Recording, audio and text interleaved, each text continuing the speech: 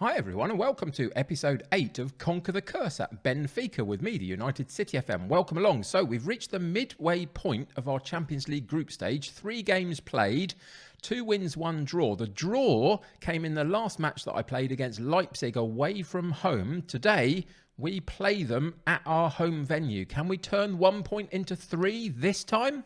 Let's find out.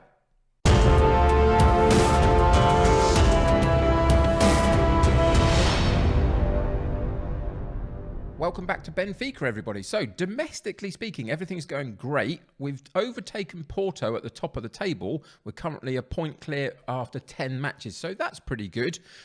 Finally found a way to get past them. They've just dropped a few points recently.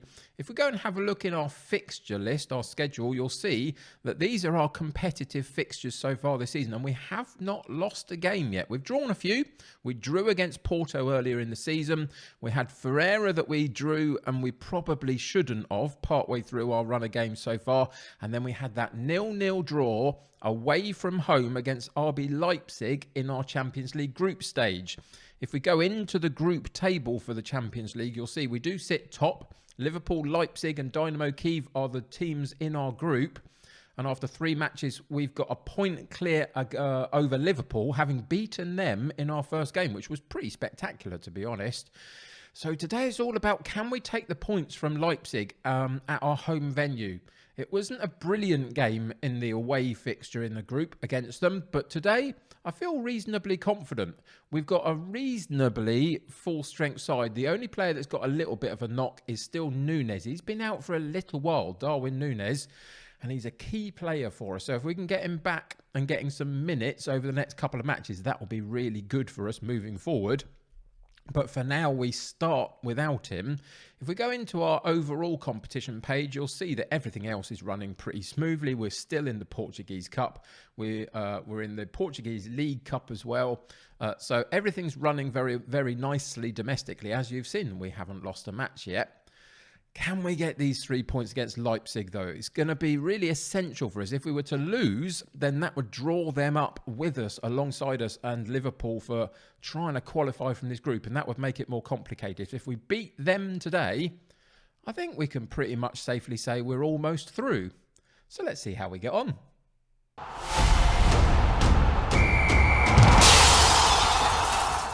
So obviously when you're having an unbeaten season, there's no reason to change much really. So the formation and the style of play doesn't change.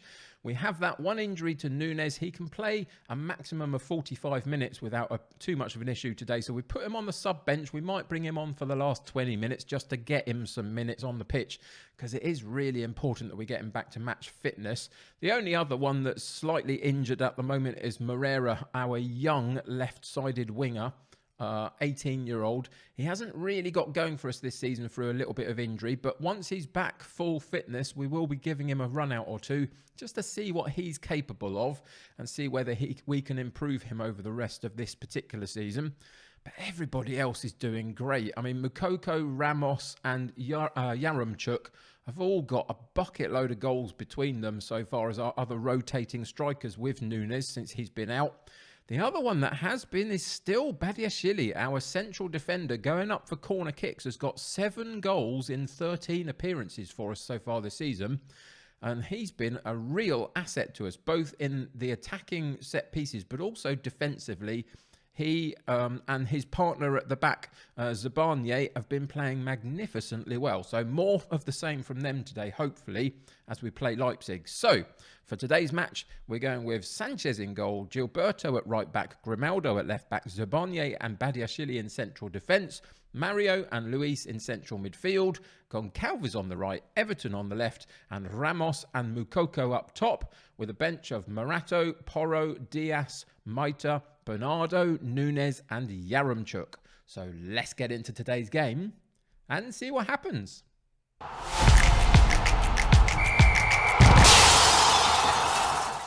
Because we're on a really good run of form and I've had some good performances in the last couple of Premier Division matches, I've just asked the players basically pick up from where you left off last time. We've just gone with that one as a team talk, see if we can get a continued performance out of them and just keep that momentum really of our recent play. It's been very good. We've scored some really good goals recently. Haven't let too many in, which is also a positive. So if we can keep more of the same against Leipzig, that would be great. 0-0 draw, remember, though, in the last game against them. So it's going to be a tricky one. But I feel like the home advantage might help us here. And we will have to see how that goes on. So players come out and we start the process of counting down to kickoff. They have their huddles to figure out their last little bits of instruction and motivation. And here we go into kickoff. First few minutes of the game. Can we get off to a good start? They've come in with quite a defensive setup. They got 3 at the back and then 3 across the wing backs and defensive midfielder as well. So that's kind of 6 that are sitting in a defensive unit.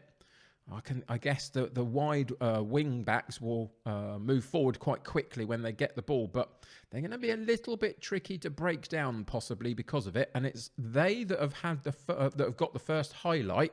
We almost get the ball off them, but they find a way to retain possession. They switch the play from right to left. They drop it backwards a little bit just to keep possession, and now they're moving forward again. And there's the space for them back out on the right. I think he was offside in the centre. They've put it in the back of the net, but I'm not actually too worried about that one. I think he moved too early. The VAR is checking it. And the goal is awarded. My bad. I genuinely thought that he had strayed into an offside position. Let's see how close it was. There was lots of space on the right-hand side. He still looked offside to me. We're going to get it shown to us one more time, and the lines will appear to show exactly whether how far offside he was. It was really, really tight, wasn't it? It was very tight, but he had just by like a toenail kept himself onside, it seems. And so they do go 1-0 up. As against the run of play. First half an hour, we've had 8 shots at goal. They've only had the 1, and they made it count. So you can see that we've been creating chances, but not really having the quality in front of goal. They've got a corner kick just before half-time as well. 5 minutes to go for this first half, and they head it over the top of the bar. We haven't had a highlight for ourselves, which is disappointing considering that the statistics of the match suggest that we've been doing okay. We win the ball from them here, though, in our defensive unit, and Gilberto comes out with it down the right-hand side, gets over the halfway line, and we drop it backwards to then go forward again. And Everton, I'm not sure whether he was offside on this occasion, and I think he probably was. And I think that's going to go against us. It does indeed. He had just strayed off on the far side there as the sweeping ball came over. It was a very, very good ball from Goncalves, but he had gone quite early and he was quite a long way offside, unfortunately. At least we got through and absolutely had a go, which was very, very few and far between in that first half. But the statistics suggest that we did okay. 8 shots at goal, 4 on target, 2 and 1 for them. 48% of the possession, we could up that a little bit. But it's the XG rating, the expected goals from the chances that we created were lower than theirs out of their 2 shots and 1 on target. So we have to improve in front of goal. Is it time to put Darwin Núñez back in and see if he's fit enough to get on the end of a couple of these chances? We will see as the half wears on. But for now, we go into the dressing room. We're going to have to be a little bit forceful. We could either thrash the arms or point the finger, one or the other, as a gesture to use. Excuse me. I think we're gonna point the finger, and we're gonna try and find something that talks about just doing better in terms of taking the chances that we create. Let's see. There's loads of options here. I think we'll go with, come on boys, everyone knows you can do much better than that, and I expect to see it in the second half. Why not? Let's go for that one. A little bit in their face. As soon as we go out, we're going to use one of the shouts from the touchline to fire the players up a little bit. And we're going to go from the positive to the attacking mentality and just see if we can catch them out on the front foot in the early stages of this second half. It hasn't really worked, though. 10 minutes have flown by in this second half, and we haven't seen a highlight. The first highlight comes, and they clear the ball. We win it back comfortably in our defensive area, so we get the chance to counter-attack on them. Down the right-hand side for ourselves. Goncalves back to Luis, into Mario. Where's the ball around the corner? There it is. And, oh, Goncalves goes close. Sweeps the ball past the post, but only narrowly. That was Probably our first real highlight of any quality, to be honest. And it came at like 55 minutes on the clock. And another 10 minutes has gone by really quickly. We're getting all the chances, 10 shots at goal compared to their 2 now in the match stats. But we're still not getting the quality. So we're going to pause the game and go and make some changes, because somewhere in our setup, there is a little bit of a disconnect. And immediately you can see where it is. It's plainly obvious. Our attacking 3 down the left-hand side and through the centre, Everton, Ramos and Moukoko, have got a 6.2, a 6.3 and a 6.4 rating each out of a potential 10 that they could get. In the back line, we've got somebody like Badiashile on a 7 and a 7.1 for Luis, who's our holding defensive midfield player. So defensively, we're not doing too badly. But we're going to take all 3 of those players off, because that's ridiculous. They should be playing much, much better than that. So, first out, we take Everton and we put Diaz down that left-hand side. He usually plays for us down the right, but we'll switch him and play him down the left-hand side for today. And then we take Ramos out, put the recovering Nunes in, and Yaremchuk comes in for the youngster Moukoko. Moukoko has started the season brilliantly, gone off the boil a little bit, and at the tender age that he is, maybe it's a time for him to come out of the starting lineup for a couple of games, just to allow some freshness back into his play. We'll see how that works. But for now, we're going to go straight back in and see whether we can get anything from the last 15 minutes of the game. If we don't get much happening for us in the next few minutes, we'll go back into the tactics and make it much more gung-ho and attacking for the last sort of 5-10 minutes. But we'll see. It's again Leipzig on the ball, but they give it away. We win it back. Now, can we keep it in our defensive unit and find a way to work through the lines and create a good opportunity for ourselves? That attacking front 3 are now different. Can one of them get on the end of something and turn the momentum of this game round a little bit? Luis back to Gilberto, working down the right-hand side currently. It's a little bit crowded over there. Can we switch the play? We do, through to the centre point, and we got a chance. And it goes straight at the goalkeeper, unfortunately. He doesn't have to dive at all. He can just gather the ball up. And time, again, is ticking very, very quickly. We've reached 79 minutes. We've got a corner kick. We'll watch this highlight. And if nothing comes from it, we'll make a couple of changes. They get it cleared, but we win the loose ball, get it back to the top of the box, and then a long shot goes over the top of the box. This does not look like it's going to be our day. 13 shots at goal now for us, still to their 2. They haven't had a shot in this second half, and we can't break them down. So we're going to have to change a few things around to try and do that. What are we going to do to change that? It's tricky. I think, what are we going to do? I think it's going to have to be style of play rather than formation. So let's go in the possession. We're going to, let's go slightly shorter, but keep the tempo high. We're going to be a little bit more expressive. We're going to run at the defence a little bit. We're going to have the shoot on sight. So as soon as they get in and around the box, they're going to be trying that. We're going to increase the width so it gives us more of an out ball potentially. In transition, we're going to pretty much keep it as it is.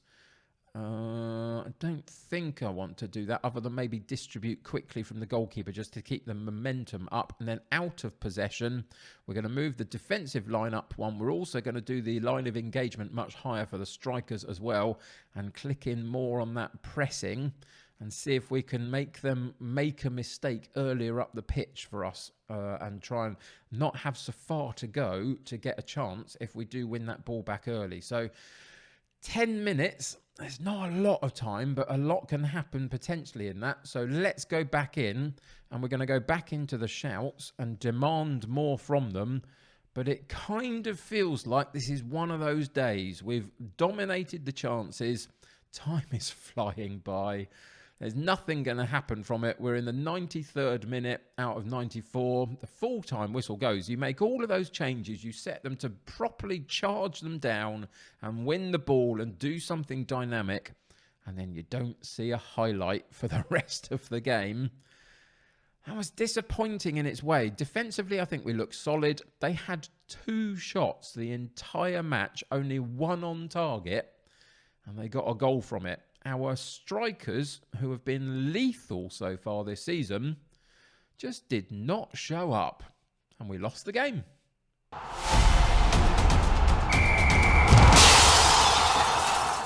So unfortunately, as you can see here, it drops us off the top spot, having just lost to Leipzig. They go over us into 2nd position on, I guess, on results played against each other more than anything, because we seem to be identical on most other things, or goals scored possibly.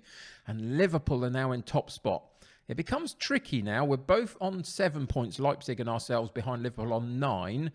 Dynamo Kyiv still on 0 points. So if you think that potentially the Kyiv match that we've still got to play and Leipzig have still got to play is a given, that keeps us on identical points. It becomes who can get anything from their Liverpool match, and we both have one of those to play as well each. So we play Kyiv next. You and I are going to come back for the next episode and play the Liverpool game to cap off this particular group stage.